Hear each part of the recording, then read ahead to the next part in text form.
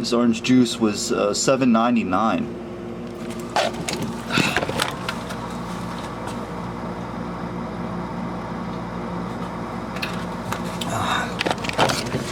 I took 3 sips of it already. And that's it. It's all getting down to there. Man. Expensive orange juice. I mean, it tastes alright. I mean, I just brushed my teeth, granted. So, there's that. Alright, see you later, Bout.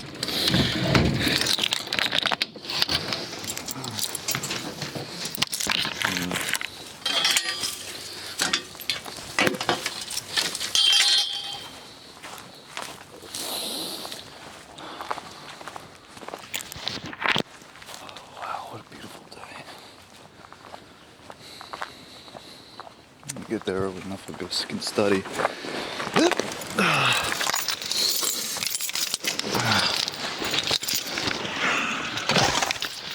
Alright, I got a banana, don't forget to eat that. Let's see. There we go. Oop. This thing's got done trying to take my hair off.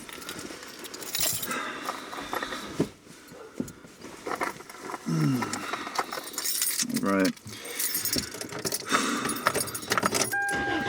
Got a lot of things I was going to talk about, but in Pacific, you know, I was watching the good brother Charles Carroll talk, man. You know, he was part of the MD gang. They were funny, man. You know, they had a short run. There's the whole stories out there. I think it was Sam Goldstein or something, that writer of BuzzFeed, and who else? Tim Heidecker. They got him kicked off the show, and then there was all this debate whether or not it was Sam Hyde that sabotaged it or something, and I don't know. I don't really care, you know, about any of that stuff. I just know about it because it's all out there. But anyway, Charles was talking, you know, I've been, like, I didn't know that he was doing his own thing, you know, because what Sam Hyde is the one that is, like, I guess he got the biggest. Nick is, I don't know, Nick is, last I saw he was doing furniture, and he was smoking on the carpet and selling it to him. That was a really funny bit. But Charles Carroll, I've been watching him. Man, this brother, like, he's on some shit that, like, I definitely, like, I see, you know, I definitely see what he's saying, you know. And, you know, he's talking, a couple of topics here, he's talking about the doomers. And he was talking, I saw the conspiracy theory video, conspiracy theories. He's like, yo, David Icke's been doing this motherfucking thing about the lizards for like 30-something years, you know? And like, he's just telling you, wake up people, wake up, you know? And that's the gist of it. And he's like, you just go around saying there's a lizard. Well, there's a lizard, you know? What are you gonna do about it? What can you do about it? You know, this shit will drive you bonkers, you know?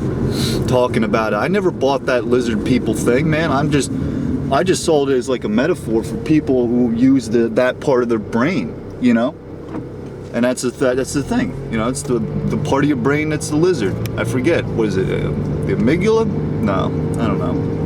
Whatever. Point being, you know, yeah, Miss Annie Hart has always got always talking about it, and that stuff is facts, you know. She's like, you know, the chemtrails, the fluoride in the water, all this stuff, man. It's just, what I like about what Charles is saying is that, you know, nowhere in this conspiracy theory world where David Icke was living does he say, yo, you need to work on your spiritual self. You know, you need to take care of yourself. Nowhere do you get that. Nowhere do you get that in his message. It's just the lizard people, you know. And yeah, Charles is 100% right, man. You know, it just that he says it's a mind virus that they plant inside your head, and it is. You know, some people they're fucking impossible to talk to when they get into that rabbit hole, man. You know, and what was it? The one lady who had visions. What was her name? Peggy something. Not Peggy in Peg B. Peggy something. She was famous for, I think David Icke got it from her. There's this little old lady. She was always talking about how, you know, her soul was getting like, was being hung upside down and like a cat of nines getting flailed across her flesh. And she said that's what happens. The lizards, they get you and they fucking keep going like this with the cat o' nine tails and they take off your flesh. And that sounds like some really horrible shit to have going on in your head. You know, like you think that that's what, fuck man, you know, you think that it's eternity is just that. You getting fucking, you're hanging upside down and your fucking human carcass getting flailed like constantly and you're bleeding all over the place. Yo lady, yo, if you want to believe that, man, yikes. Oh man, we pray for you. But you know, I think she done passed away. But man, you know, so Charles is just like, yo, you know, on that note, that creates the sense of like doom, like impending doom. And when, you know, riding with Jesus, Jesus saves, rescues souls. Doomers are, man, we got a generation of them. You take the Z out of there and now they're doomers, man. I done met so many of these Zoomers on the street. I even meet them all over the place, and man, a lot of them are just like, they gone, man. They gone. And you got the Doomers that swallow the, you know, the black pill, they call it. They watch the Feels guy to Russian music, Russian Doomer music, and it's really, man, it's depressing stuff. And I think that like a lot of the people, you know, I know I have good, you know, good, my ex, man, she's definitely a doomer. Like doomer and gloomers, man, you know, because the future, like how they see it, and when they swallow this black pill, man, the future looks like it is not going to, it's not going to be pretty. It's not going to be the utopian that people were promised in these motherfucking sci-fi movies. You know, they done squandered away. Like you think of like the technology and all the shit that was happening before the baby boomers, you know? And what was it? The baby boomers done, what they do is they reminisce on them motherfucking Woodstock days, and it's just like, you know, some of them just like, man, it doesn't get any better than Jimi Hendrix playing guitar, man, you know, the way he set it on fire, all that. And then these doomers, man, like they're doing another thing that Charles mentioned in the video, was that these doomers, they're going and they're looking for philosophy, or they're looking for like father figures. And I know this because, shit, man, in a lot of ways I was doing the same thing till like Jesus Saves, you know, and we got hip on that from Annie Hardy. But I'm gonna stop talking about Annie Hardy for a while, man, you know, because I mean, I don't know, maybe I'm just coming off a little too much of it like a stanny, you know.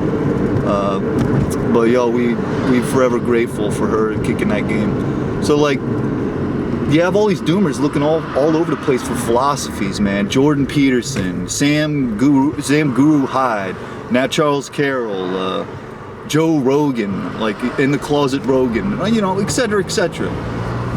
For the females, I think that they're, what, you know, like you have, you have Dasha, she was a Sailor Moon girl that was on Alex Jones. Sailor Moon socialist. I don't know what she is now. Her and her friend, she's I forget her name. They were the Red Scare ladies. They're really cool. They have a good ship right there. You know, of course Annie Hardy. You know, there's a lot of like really positive females out there, man. You know, and uh-oh, we're going into traffic. Well, I guess that's gonna be a little more time talking here. And it gives me an opportunity to kind of like slow down a little bit, because we just jump kicked through the gate, man, you know, and then it was just like, yeah, we're here, you know. So like, you get all these doomers, and they got all these motherfucking philosophies that are they're looking for some way out of the bag, but they refuse to look at themselves in the mirror and, you know, confront their ways of how they're being stunted. And large and by, I think this is because that, well, you know, they're addicted to the net life, you know, and I think that that's probably the net life or the video game life, or even the life of just like being like all these conspiracy theories, and then like you're just like, oh man, there's no way we could do anything about this. And the people that are telling you all this mind virus shit, and they're like, oh, this conspiracy, that conspiracy, and you know, wake up you sheeple. You know, these people, they just have a fucking podcast and they just talk, you know? This was the thing that happened at Occupy Wall Street that I saw. Like, you had internet activists, and then you had, well, then there was the good ones that were the hacktivists that actually got shit done, but then there was the ones that just posted on Facebook. Man, I was there, you know, I did the shit, man. I was all over the place. I was one of the foot soldiers. You had motherfucking Anton Mask on Newcomb over in Berlin with his little posse, like saying, oh, you know, they're gonna be kicked out at any day. You know, why don't they do this? Why don't they do that? And then motherfucker didn't do shit, man. He just on the computer, and then he'd have an interview, a rock star interview, and that's what I'm talking about. That kind of shit, you know? It's like you on your platform, and you're afraid to get your hands dirty, you know? So all of that stuff, well, you see me get worked up about it. All that stuff really, in the end, man, you have the people on the internet that just hashtag me too, hashtag BML, you know? And in real life, you know, they'll show up maybe to a rally, and the rally's got police at them, you know? And the rally's got, you know, Democratic supporters. And it's just, man, you know, you're engaging with politics, and then you're in the DSA, and you're a socialist or a communist, and you're going to Democratic parties, man, you know? And it's just like, fuck it all, fuck that, man. And you swallow that doom pill, and you're like, man, politics is also a hologram. So it took Joe Biden's hand done, went through the boom mic, and he fell down the stairs, you know? Ha-ha, you know? Sitcom stuff here, folks. It's a hologram. So don't you love when I say folks? And so like, all these people, they got nothing, man. They got nothing in their lives. That's why Jesus saves. That's why we ride in the Jesus gang. Gives us purpose. Rescuing some souls. I talk about this through that lens, and also in the workplace. People see it. I got it all over my car. You know what I mean? I drive to work. I work 6 days a week. You know, we done tried to wake up some bimbos, but you know, that's a pretty hard one to do. And my sister done got a file on Chrissy, and we done showed it that she was an American girl, and then she ran away with the circus. That's what happens. You know, now she's in the circus, and now she's with the polar bear, giving it a fish, and the seal, and the big strong man, and the little midget guy that gets in the car, and all the clowns. How many of them can get in the car? I think it's 23 Skiddo, you know, that can get into the car. All right. So like Charles Carroll is, and you know, he's basically saying, man, what he's interested in, and I large and by agree by this, is spiritual discovery, knowing yourself, enlightenment, maybe bringing joy to other people's lives. Because man, these gloomers and doomers, man, they just don't see it. They can't see it. They won't accept it, you know? So you gotta come a little hard sometimes, you know? It's called tough love. Did your daddy ever give you tough love? I'll tell you, mine did. I got the strap. I got all, you know, he put hands on me, you know? I don't got like no ill will towards my dad. He did the best he could do. My dad was a father, you know? And to this day, he's still, like, my dad is strong as an ox, man. In the spiritual sense. You cannot shake his foundation. You can try all you want. Same with my mom. Same with my sister. Same with me. You can try all you want. Devils, demons, but you can't fucking break that foundation. It's very strong, and it's very real. And once I was born again, woke up to Jesus, man, Jesus is, like, that's the truth.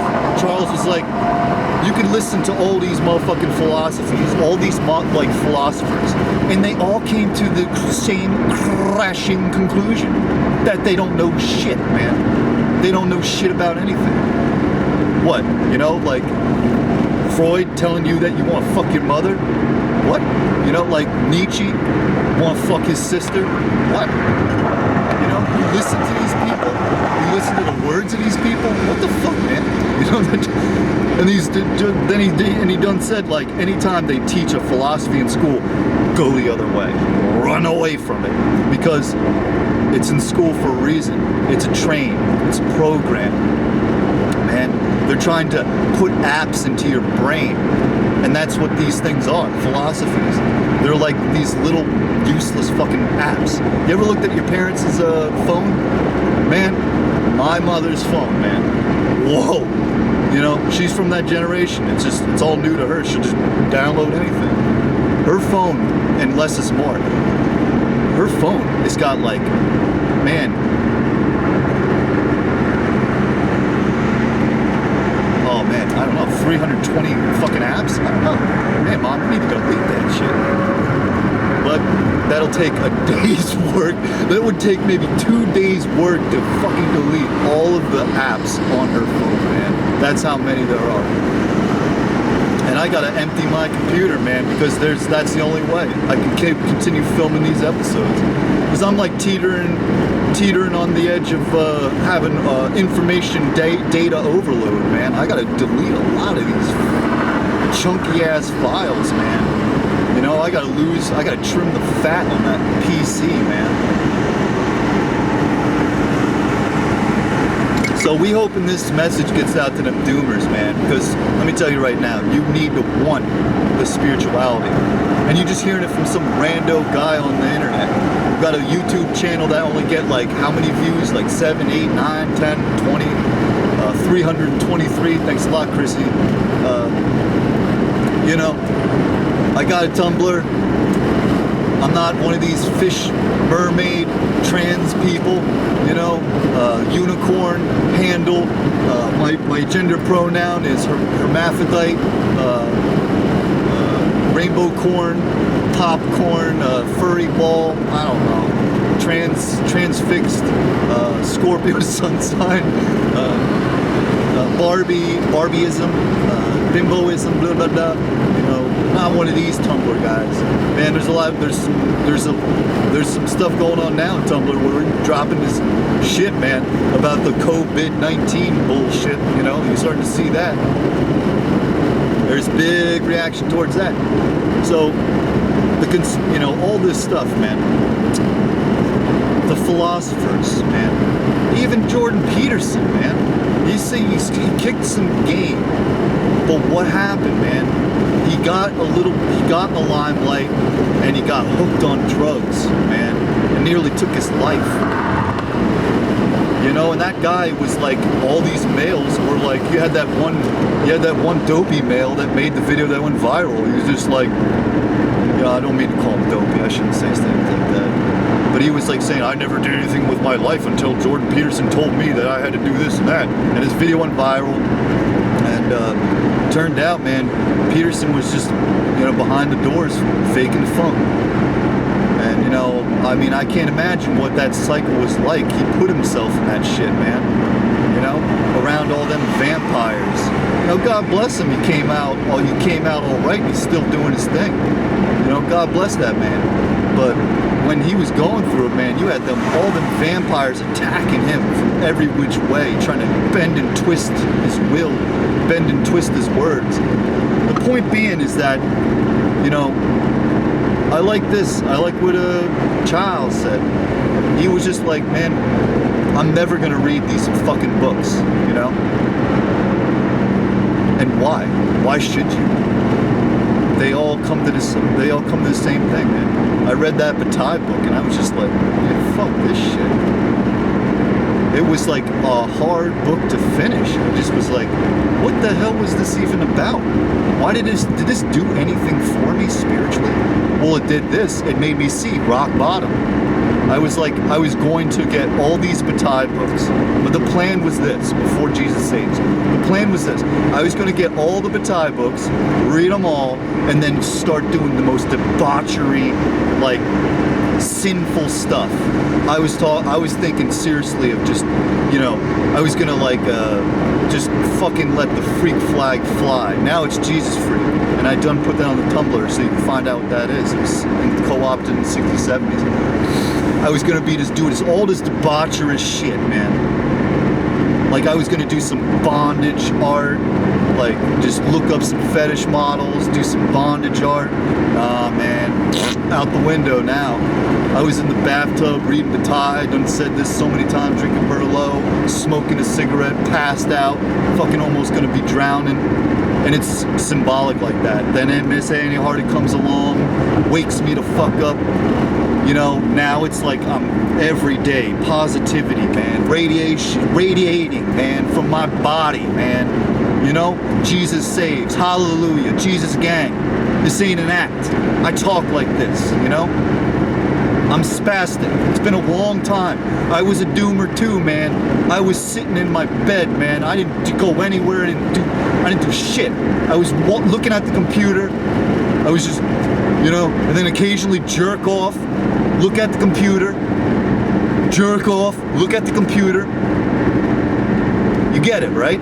Broken record. I'd listen, then I'd watch somebody tell something inspiring, and then I'd feel the inspiration for just a couple of seconds, go do something, and then fucking sink and sulk back into the misery. Why? Why don't I have, you know, why? And even then I was gonna get fucking married, and I was depressed as shit. You know, the whole thing, the whole setup was depressing, man. I couldn't live with this woman. She couldn't live with me. She's got issues, man. You know, and I got issues. And together, that's a library of issues. Select any one of them, you know? But now, man, I done motherfucking changed. And it's so awesome, man. I look forward to every day now. Even though I get paid in peanuts, I look forward to these people and these little tests. And I gotta try to pass them, you know? And man, Lord knows I sin, man. I'm not perfect. I never said I was perfect, but Jesus is perfect. And by Jesus as the example of humanity, that brings me great strength and peace and a path to go on. It could be for you too, you know? It could be for you. You can get on this path and get in this gang. But hey, if that doesn't work, you need to, if that's not for you, you gotta, I can't say you gotta, man, because like the people I'm talking to, something has to happen to shake them. Shake this bullshit foundation that you're programmed into living with. And right now, that program is depression. And you are being programmed, even by your therapist, about depression.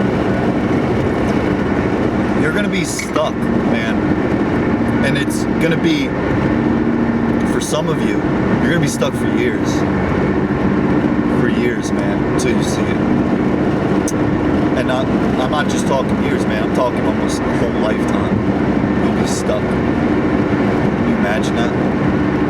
Being fucking stuck in an elevator for 2 decades. The elevator's not going up, it's not going down. You're just stuck in it. And that's where you made your bed. And there you lie.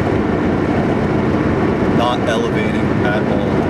Spiritually stuck in an elevator that has a bed in it. And it has a little TV and some Wi-Fi. Or maybe you don't have a TV, maybe you just got Wi-Fi in your elevator and you're stuck. You're getting a broadband connection. Your bandwidth is exceeding. You've done downloaded every porno you could ever get. You have a library of pornos. You got a library of music. all your favorite jams. You know, all your Kesha jams, all your Taylors, Swifts, all your Michael Jackson, you know. You got all your tunes. And you're listening to one direction, and that direction doesn't give a fucking shit about your soul. Just wants you stuck in this little elevator with your Wi-Fi. Maybe you got some Honey Nut Cheerios you eat, and your Wi-Fi is,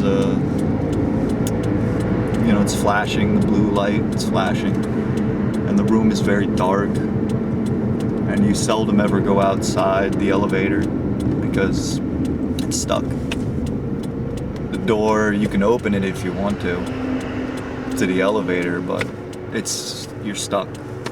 And, you know, meanwhile, outside is something you can't even fathom, like what it is to be outside. And when I say that, there's a myriad of things that I'm referencing here.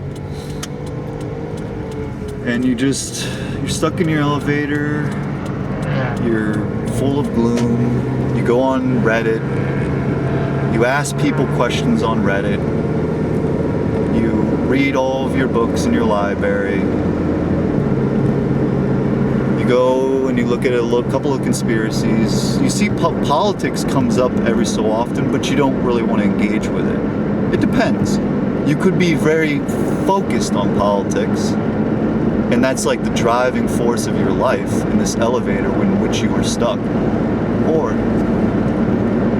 you don't, politics is just something that's there. You don't really care. And that is very spiritual in a sense, because it is just a theater. And the curtains are closing on you while you're in this elevator stuck. The curtains are almost gonna close.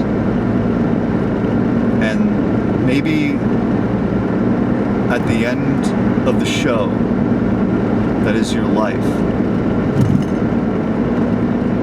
memory flashes occur in your mind, and the image that you see is you being stuck in this elevator, not going anywhere, and then you regret your whole existence, the life that, you know, however you were born, however you came into this world, you was blessed, you was a miracle. And then in that instant, when you're dying, or the show is about to conclude, flashes this in the elevator. Did you get out? Or were you stuck still in it? And then if you were stuck still in it, are you regretting you being stuck in it? Or you just have no qualms of it? Are you that zen? Are you a sim player or sim game character? I don't know. I don't know what you are, but you're stuck. And when the show is over, folks, don't you love when I say folks? You're confronted with possibly the ultimate truth. And you gotta be ready for it.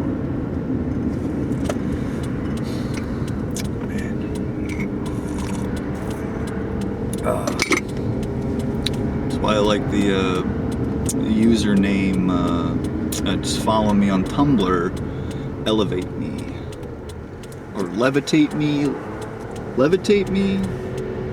Elevate Me. And I used to say that back in the day.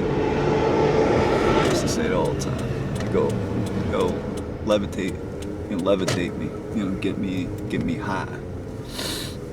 Maybe that's what I just did for you, if you're watching this.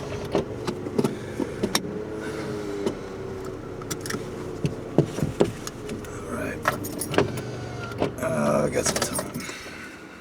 I don't got time enough to study though, but well, that's what I did this episode. Multiple shout outs. Eat this banana.